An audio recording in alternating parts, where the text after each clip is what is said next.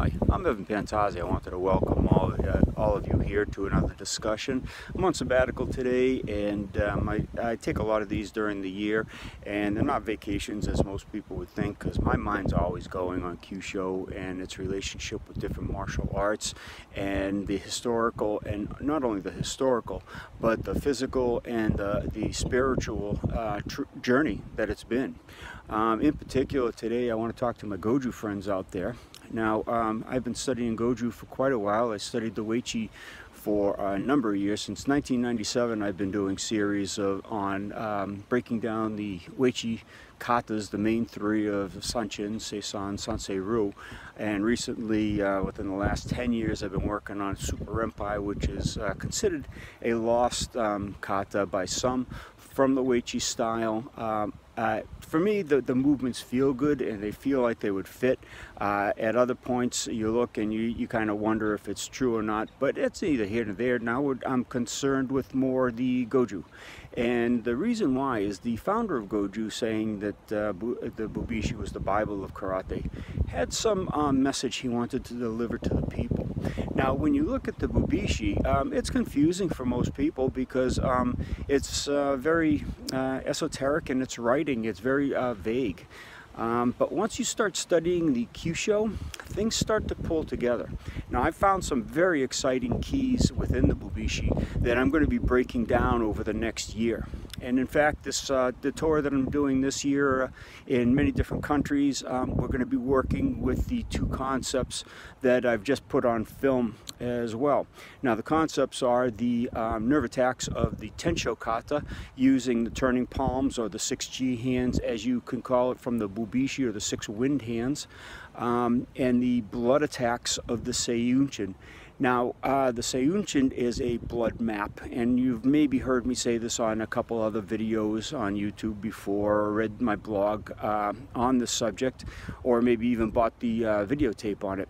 But it's a perfect assimilation of the blood systems of the body and the attacking mechanisms within it. And the kata is just brilliant. I don't know where it came from. I don't think anybody really has a handle on where it truly came from, saying out of southern China, but nobody's really proven that fact. But it doesn't matter, okay? And it doesn't matter that I'm not a belted Goju practitioner.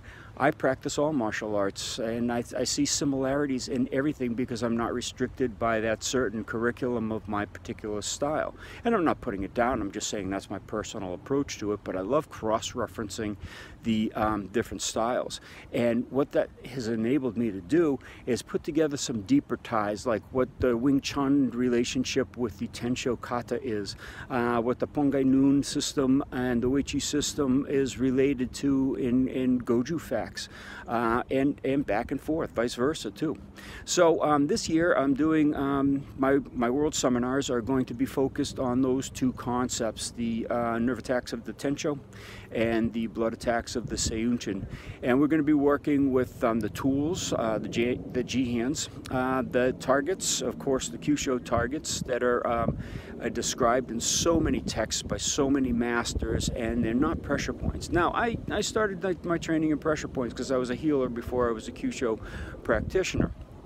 But during my medical research and the cadaver work and the research with other medical professionals and scientific professionals, from anything from heartbeats to blood pressure to brain waves, we've cross-correlated, worked with it in application on the mat with more realistic fighting approaches, and we found that the pressure points are not the mechanism that works, it's the anatomy. But this is what was depicted in the writings and the documentation of Funakoshi, Fujita, Soken, or Kisei, depending on what side of the argument you fall on those. They're all over the place, and we've ignored them throughout our recent history in modern martial arts. And it's no longer acceptable to just sit back and say, okay, this was traditional way of doing things. You have to really research if you want to get a good feel for what your art encompasses and what the possibilities could be. Now, my excitement over these two katas is they opened up some way different ideas about the Bubishi and the way I looked at it, and the keys that I found in it for unlocking it.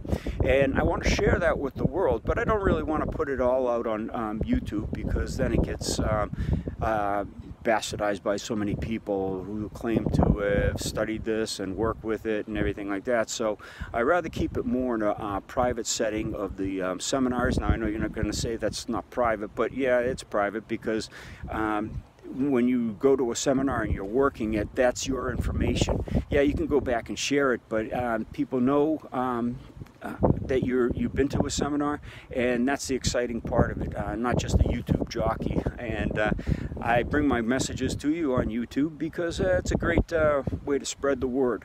And anyway, this year, I hope you can come out to some of the seminars. Just go to Kyusho.com and look at the courses for 2018.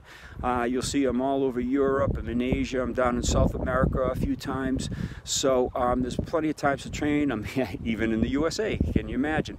Got 2 courses in the USA that we'll be doing. We'll be going up to North America, up in Canada with Steve Lynch and Rob Trappier, and just working it all around and working these deeper concepts. So I'm hoping you can turn up at some of these seminars and really take the information that's presented, and not so you have to keep it verbatim, but to research it and to hopefully let it open up different paths and different ideas for you in your training of the Goju system, in particular these 2 katas, but it will also trail down into all your katas and all your practices. And you don't have to study Goju to come to these seminars, because we're doing tegumis, which are grappling drills associated with the actions of the kata. We're not giving you set bunkai, because set bunkai is sort of limited in its approach. We want a passive-aggressive attack scenario, as Hanshi Patrick McCarthy has coined and has developed.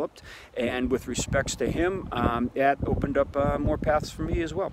So we're working with those. We hope you can join us. Hope you can open your minds and listen to what's presented in correlation to what you've already seen in the Bubishi and what you will see in the future from that publication. So thanks. I hope to see you soon.